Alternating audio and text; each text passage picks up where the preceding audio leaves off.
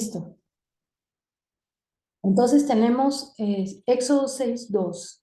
Dice así: habló todavía Dios a Moisés y le dijo: yo soy Jehová. Y aparecía a Abraham, a Isaac y a Jacob como Dios omnipotente, mas en mi nombre Jehová no me di a conocer a ellos. Entonces, aquí vemos que Dios se muestra a ellos como quien, como el Dios de pacto, ¿no?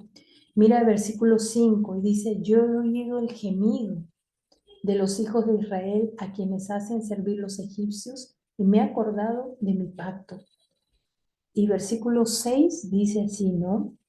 Yo soy Jehová y yo os sacaré de debajo de las tareas pesadas de Egipto y los libraré de su servidumbre y os redimiré con brazo extendido y con juicios grandes, ¿no? Entonces, aquí yo puedo ver, ¿no? Que lo que Dios quiere hacer, ¿no? Es, número uno, sacarme del yugo de Egipto. Entonces yo tengo que ver qué es lo que se me pegó de Egipto. Quizás, ¿sabes qué? De Egipto se me puede haber pegado deudas, se me pueden haber pegado mañas, se me pueden haber pegado enfermedades, ¿no? Porque acuérdate que las enfermedades eran para los egipcios, no eran para el pueblo de Dios. Era, ¿sabes qué? Para castigar, ¿no? Al pueblo que era enemigo de Dios. Por eso es que Dios dice, ¿no? Todas las plagas de Egipto van a salir de ti. Pero ¿cuando qué? Cuando nosotros nos convirtamos de corazón, ¿no? Y cuando podamos alinear y arreglar, porque no solamente tengo que arreglar mis pecados, sino también mis iniquidades, sino también mis rebeliones, ¿no? Entonces, dice que me sacará del yugo de Egipto. O sea, ¿bajo qué yugo tú estás viviendo? ¿No? El yugo de incredulidad, el yugo de temor, ¿no? ¿Qué yugo? O sea, el yugo es algo que me oprime. El yugo es algo que me hace hacer cosas que muchas veces no quiero. Y dice que también me librará de servidumbre, ¿no? Y cuando hablo de servidumbre, hablo de algo que yo estaba haciendo. Quizás yo he podido haber estado sirviendo a alguien, ¿no? Pero en algún momento eso me esclavizó y eso se volvió ya una servidumbre. Y no solamente eso, dice que Él me redimirá. Eso dice su palabra, lo que acabamos de leer, ¿no? ¿Por qué? Porque Él pagó un precio por mi libertad. Y dice que Él me va a redimir, ¿no? Y no solamente eso, no solamente me va a redimir, sino que me va a tomar por pueblo, ¿no? ¿Qué es lo que dice la palabra? Dice que Él me ha hecho rey y me ha hecho sacerdote. Nosotros somos reyes y sacerdotes a través de la sangre de Jesús. ¿Quién es un rey?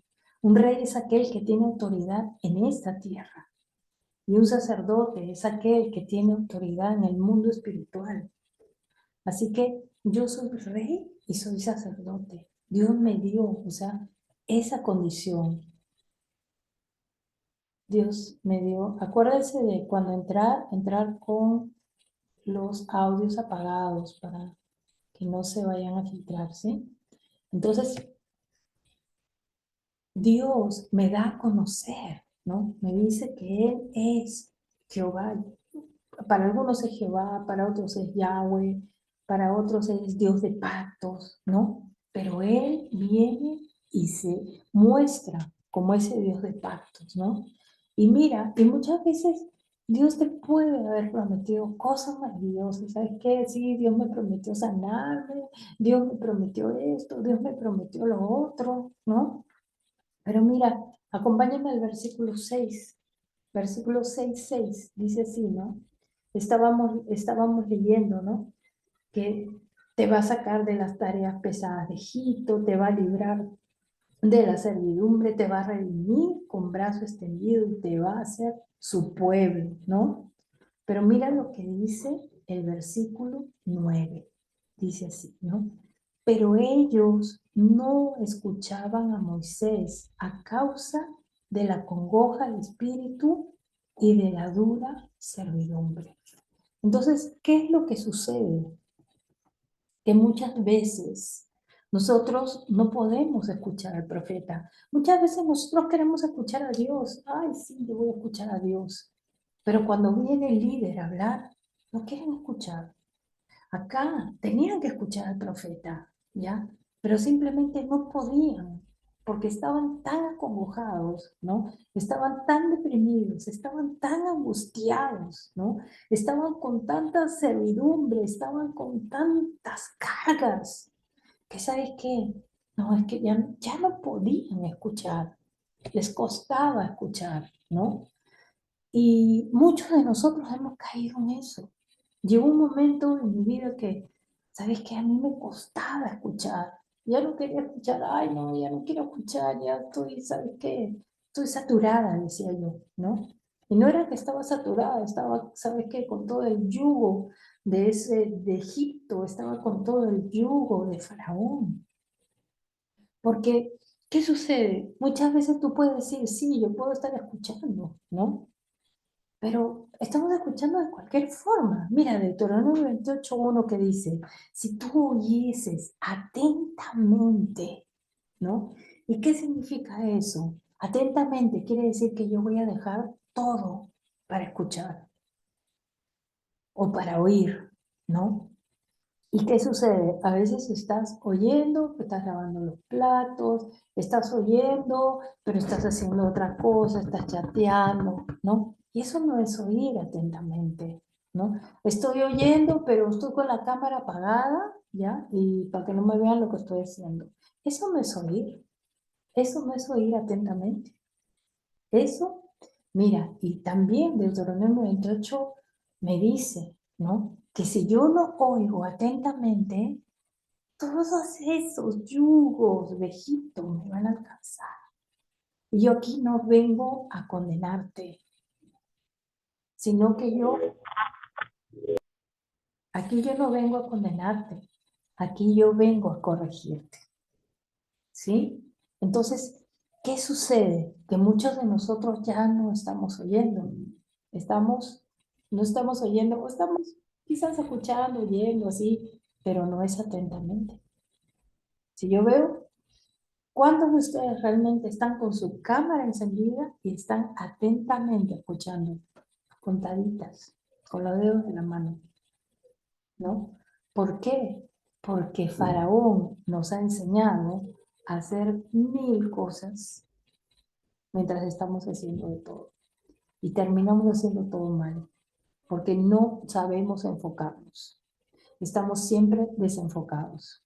¿Por qué? Porque nos creemos Dios. No, ¿sabes qué? Yo puedo hacer todo a la vez. Puedo lavar los platos y puedo estar viendo no sé qué y estar mandando mensajes mientras estoy escuchando.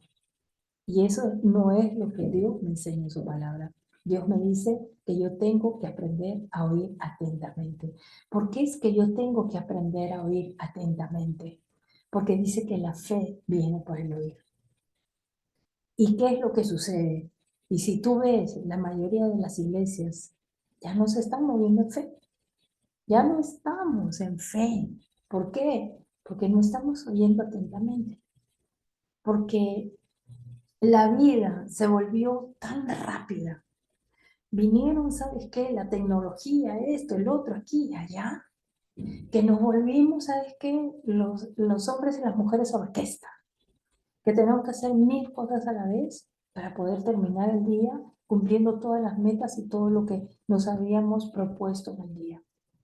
Pero no es el diseño de Dios, porque el diseño de Dios es, ok, mira, ¿sabes qué? De tal hora a tal hora tienes para hacer toda tu locura de casa, de tu trabajo y de todo lo demás. Pero aquí paras, porque tienes que escucharme atentamente. Tú quieres tener sanidad para tu cuerpo, tienes que escuchar atentamente. Tú quieres, ¿sabes qué? Entrar a otro nivel, como yo te decía. ¿Esta fiesta qué es? Es una fiesta para meterte a otro nivel. ¿Cuál es el otro nivel que tú quieres? ¿Sabes qué? ¿Quieres más finanzas? ¿Quieres sanidad?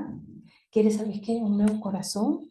¿Quieres, sabes qué? Otro nivel de, financiero o que mi empresa entre a otra posición. Pues tú tienes que hacer lo que dice la palabra. No lo que digo yo, sino lo que Dios nos enseña a través de su palabra. Así que vamos a, vamos a empezar a escuchar atentamente, ¿no? ¿Para qué?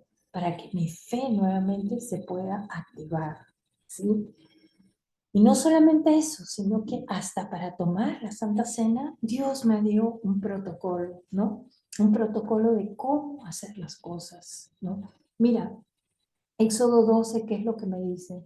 Dice que cuando ellos iban, ¿no? A tomar la Santa Cena del Cordero, ¿no? Y todo eso, lo tenían que hacer de alguna manera. Entonces, vamos a, seguramente que lo debo tener por acá. He leído tanto Éxodo que ya lo tengo hasta salido. Éxodo 12 dice así, ¿no? Ah, en 12:11 dice, y lo comeréis así, ceñidos vuestros lomos, vuestro calzado en vuestros pies y vuestro bordón en vuestra mano, y lo comeréis apresuradamente, porque es la Pascua de Jehová. Ustedes saben por qué es que Dios tuvo que traer un cordero, ¿no? Dios tuvo que establecer un cordero. Ok. Dios tuvo que establecer un cordero porque en ese tiempo ellos tenían un dios Apis, ¿sí? Los egipcios, y entonces ellos le daban toda, era una divinidad, y esa divinidad era el Dios supremo. Entonces, y era, pues, o sea, en forma también, ¿no? En forma. Por favor, como les he dicho, cuando entren, entren con los micros apagados, por favor, ¿no? No, ok, gracias, gracias por ser obedientes. Entonces, él tuvo que tomar una forma similar para decir un momentito, ese Dios no es el que tiene el poder lo tengo yo, ¿sí? Y entonces, cómo es que Dios nos enseña y nos dice que tenemos que tomar la Santa Cena aquí? Dice que teníamos que ceñir nuestros lomos, ¿sí? Entonces, ¿los lomos de qué me está hablando? Los lomos me habla de la fuerza, los lomos me habla de la fortaleza, los lomos también me hablan de las generaciones, ¿no? Porque dice que en los lomos del varón estaban ahí las generaciones, ¿se acuerdan? Lo que dice la palabra, dice de que cuando el rey de Salem, ¿no? Y viene Abraham para tomar los diezmos, ¿no? Ya, bueno, ahorita no tengo la palabra a la mano, pero significa generaciones, ¿no? Y no solamente eso, ahí también nos dice calzado vuestros pies, ¿no? Y los pies, el calzado, ¿de qué me habla? No solamente me habla de la armadura de Dios, sino que si yo veo en el libro de Ruth, el calzado, el zapato tenía que ver con una herencia. Entonces, cuando yo estoy tomando Santa Cena, Dios me está trayendo, número uno, fortalécete, porque algo te debilitó en el camino, ¿no? Fortalece tus generaciones porque hay algo que tú tienes que darle, ¿no? No solamente eso, sino que es un pacto de herencia. Y dice que había que tener el bordón también en la mano, ¿no? Y el bordón, ¿de qué me habla? Dice que el bordón lo utilizaban los grandes caminantes o lo utilizaban para separar las semillas, porque justo la fiesta de la Pascua se daba cuando se estaba terminando un tiempo de cosecha, ¿no? Entonces, pero bordón también me habla de vara, me habla de reverdecer. Entonces, la Santa Cena no solamente, ¿no? Es fortalécete en lo que estabas débil. No es solamente es la herencia que Dios te va a dar, no solamente es reverdecer, ¿no? En áreas que de repente estaban secas, ¿no? Pero también me habla de una ofrenda del Cordero. Entonces, en ese tiempo de Pascua, ¿es necesario presentar una ofrenda? Sí, porque una ofrenda de cordero es algo sobrenatural. Quizás no tengan tiempo para explicárselo, quizás en otra oportunidad les hablaré un poquito más sobre lo que significa una ofrenda del cordero, pero este es el protocolo que Dios nos dejó. ¿Para qué? Para que nosotros podamos entender que el tomar la Santa Cena no es solamente participar de su carne, participar de su muerte, sino que me lleva a qué? A transicionar, me lleva a hacer un intercambio, ¿no? De herencia, de generaciones, me lleva a reverdecer en áreas que estaban secas, me lleva, ¿sabes qué? A fortalecerme en donde yo estaba débil o enfermo, ¿no? Entonces, mira, en 1 Corintios 11:17, que me habla sobre la cena del Señor, yo estaba viendo, ¿no? Que decía que muchas veces nosotros estamos en iglesias, ¿no? Donde hay divisiones, disensiones, ¿no? Y eso es para que se haga manifiesto quiénes son aprobados, ¿no? Entonces, muchas veces nosotros tenemos que pasar pruebas en nuestras iglesias. ¿Por qué? Porque estamos en el camino a ser aprobados, ¿no? Y acá, en lo que es la institución de la cena del Señor, dice así, ¿no?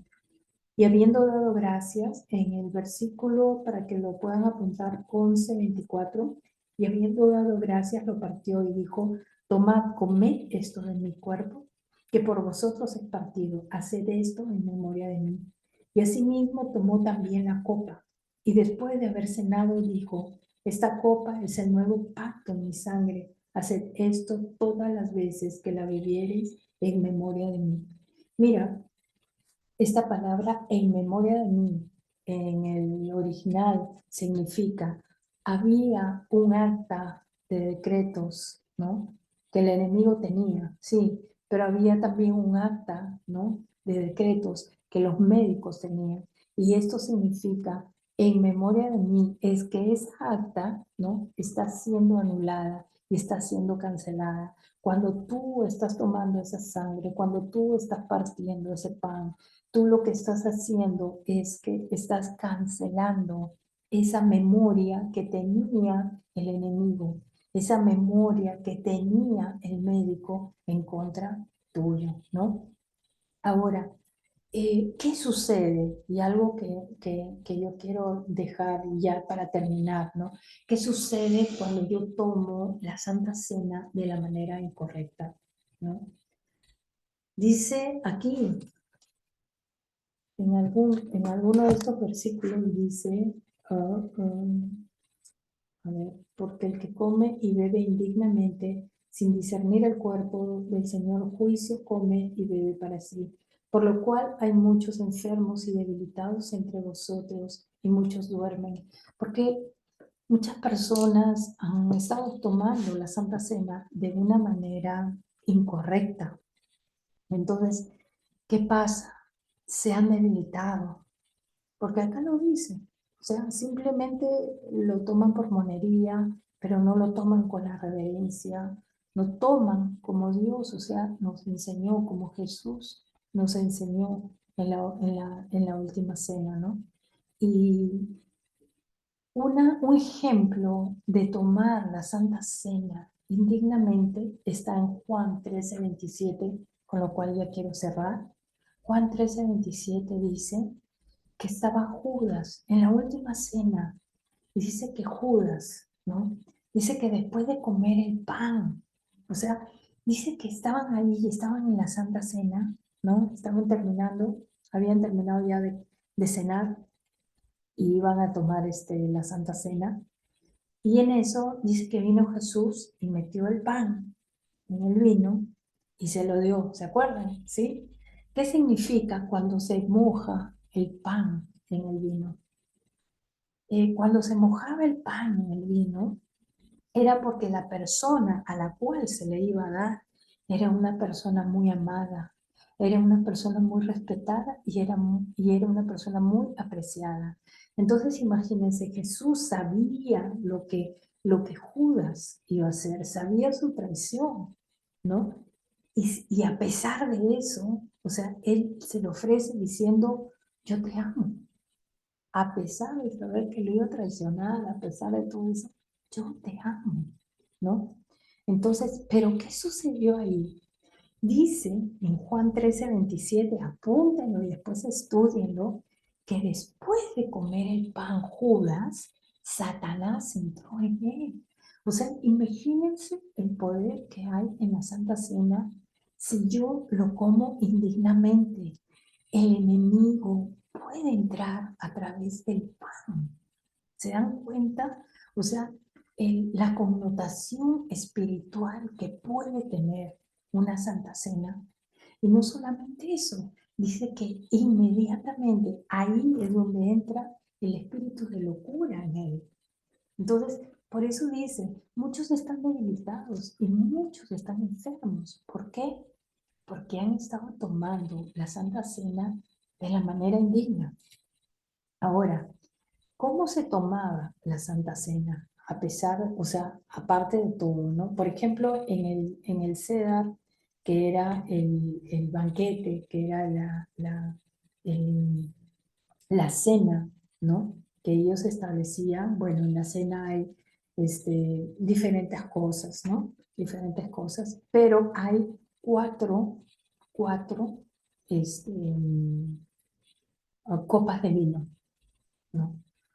Las cuatro copas de vino simbolizan lo que nosotros hemos leído en Éxodo, ¿no? Uno, para romper el yugo de Egipto. Otro, para dejar la servidumbre. Otra, para la redención. Y otra, para que nosotros podamos ser reyes y sacerdotes. Estas cuatro copas se toman a lo largo, ¿no?, de esta celebración y de esta cena. Entonces, pero no solamente eso, sino que cuando nosotros tomamos la Santa Cena, estamos tomando la sangre de Cristo, ¿no? Estamos siendo participantes, o sea, de lo que Él hizo. O sea, yo ya no tengo que tomar la copa de la redención, simplemente hago memoria. Y a la hora que tomo la copa de la redención, ¿no? Estoy trayendo su sangre que puede anular todo lo que mi ADN pueda traer, esos virus, esas bacterias. Porque miren, nosotros de repente somos guerreros, ¿sí? Ya, o sea, tenemos toda la armadura y guerreamos, ¿no? Guerreamos contra los principados, contra las potestades, guerreamos, ¿sabes qué? Contra de repente las deudas, etcétera, etcétera. Pero hay una guerra, ¿no?, que se da dentro de nuestros cuerpos. Y esa guerra es contra virus, contra bacterias. Esa guerra, ¿sabes qué? Es en nuestra sangre, en las enfermedades y todo. Entonces, esa guerra solamente yo la voy a poder ganar a través de qué? A través de la Santa Cena. Porque la Santa Cena anula el poder del diablo y de la muerte, ¿no? Entonces, cuando yo empiezo a tomar esa sangre, ¿no?, todo mi cuerpo se necesita empezar a restablecer. Y cuando ellos tomaban la Santa Cena, una de las cosas que a mí me da mucho, me agrada mucho, es el partimiento del pan, ¿no? Quizás nosotros estamos acostumbrados a que cuando pasan la Santa Cena, ya nos dan el pancito cortadito, pero ese no era el diseño, ¿ya? El diseño del pan era este. Este es el pan, ¿ok? ¿No? Tiene que ser un pan sin levadura, ¿no? No era cualquier pan, era un pan especial. Pero cuando ellos, ¿no?, tomaban la Santa Cena, ellos partían el pan, ¿no? Entonces, cuando ellos partían el pan, ellos veían a sus compañeros. Una de las cosas, por ejemplo, que yo veo en las iglesias en general, es que todo es así, ¿no? Vertical. Todo con Dios, todo con Dios. Y lo que yo sí admiro de las iglesias de antaño, ¿no?, es que todo era horizontal. Por ejemplo, cuando ellos danzaban, ellos, por ejemplo, nosotros podemos ver en las iglesias las danzas y cada uno danza así, solito. Allá no. Allá danzaban, ¿sabes qué? A lo horizontal. Se agarraban de acá y se agarraban de allá y se miraban para danzar, se miraban para adorar. Entonces lo hacían, ¿sabes qué? En unidad y en acuerdo. Eso se ha perdido. como el partimiento del pan. Entonces, el partimiento del pan, cuando ellos tomaban el pan, ellos estaban, pues, o sea, unánimes, ¿no? No estaban solamente ellos y Dios, ellos y el pastor, no, estaban unánimes. Y entonces ellos, cuando partían, se miraban unos a otros y decían, ¿sabes qué? Lo que yo tenía contra ti, lo rompo. La deuda que yo tenía contra ti se rompe hoy. Entonces, cuando ellos partían el pan, ellos estaban partiendo todo lo malo que podían tener unos contra otros. Y ahí era el perfecto perdón. Entonces, ese partimiento es parte de lo que era la celebración de la Santa Cena. Así que yo no sé si ustedes trajeron los elementos de la Santa Cena en esta noche. A ver, voy a